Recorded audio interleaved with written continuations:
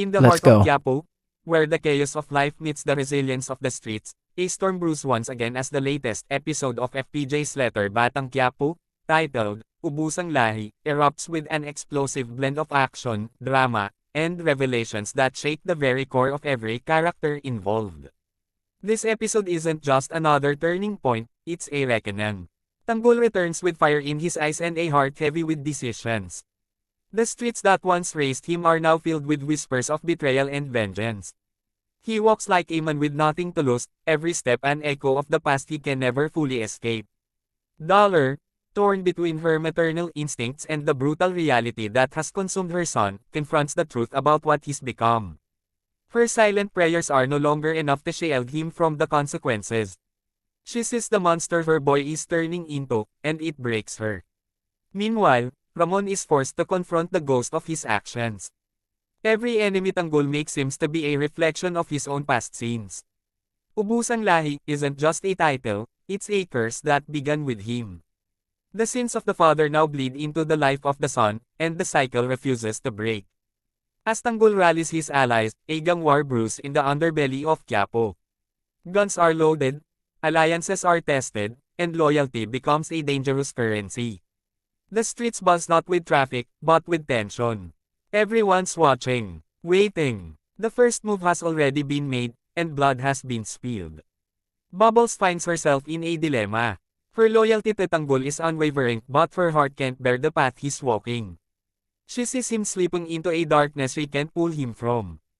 Her tears are real, and her silence is louder than any scream. Greg, a man whose intentions remain shadowed by secrets, sees an opportunity in the chaos. He positions himself quietly, manipulating pieces on the chessboard, waiting to strike when it counts most. He is neither friend nor foe, he is survival incarnate.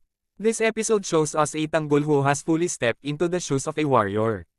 No longer just a kid from Quiapo, he is now a man shaped by fire, loss, and rage. He fights not just for revenge, but for legacy. And that's what makes him dangerous. The enemies he faces are more than just thugs, they are monsters carved from the same streets that raised him. Each confrontation is personal. Each fight leaves a scar. And in every blow, there is the weight of a history written in blood. Dolor visits the old church in Quiapo, lighting candles in the hope of divine intervention. But even the sacred space feels cold. She weeps alone, a mother at the end of her hope. Her prayers are met with silence, as if even heaven is watching this war unfold without the will to interfere. The police grow wary, helpless in a city governed by its own laws. They know who Tanggol is. They know what he's capable of. But the fear of the unknown keeps them at bay. He has become a legend, a ghost, untouchable and feared. Within the gang, cracks begin to form. Tanggol's rise brings with it resentment. Some of his men admire him, others fear him. But all know that following him means walking into war. And war is coming. Fast. Tanggol's past haunts him in unexpected ways. Memories of his childhood flicker between moments of violence, making the contrast sharper. The boy who once played in the alleyways is now a warrior bleeding for territory, respect, and vengeance. In the background, whispers of a bigger threat grow louder. There's someone else pulling strings, someone more dangerous than any of them. The episode teases this presence, never revealing too much. Just enough to make us uneasy. Bubbles meets with Dolor in secret. It's a heartbreaking scene, two women, both in love with the same man in different ways, both afraid of what he's becoming. Dolor begs her to save Tanggol. Bubbles doesn't know how. As night falls over Quiapo, the episode's climax begins to build. Tanggol leads a raid on a rival base, an act of defiance so bold it shakes the underground network. Gunshots echo through the narrow streets. Screams follow. The night is painted in red. Tanggol's hand is steady. His eyes are cold. He doesn't hesitate anymore. Mercy has left him. What remains is a man driven by a promise, one he made to himself long ago, to protect what's his, no matter the cost. In the aftermath, bodies lie broken, and the silence is deafening. Tanggol stares at the destruction he caused. There's no satisfaction in his eyes. Just emptiness. Revenge, he realizes, doesn't bring peace. Just more war. Back at home, Dolor receives a call. Her face goes pale. The news is worse than she feared. The cycle continues. Another death, another victim, another mother mourning. This is what Ubusang Lahi means, an entire bloodline, wiped out by vengeance. Greg watches from a distance. He smiles. The chaos suits him. Every step Tanggol takes into darkness brings Greg closer to his goal. He knows the war is far from over, and he's ready to claim what he believes is his. Tanggol returns home, his shirt soaked in blood. Dolor slaps him, not out of anger, but desperation. This isn't who you are, she cries. But he says nothing. The silence between them is heavy. Unforgiving. The next day, funerals take place across Quiapo. Black ribbons hung from homes. The streets are quieter now.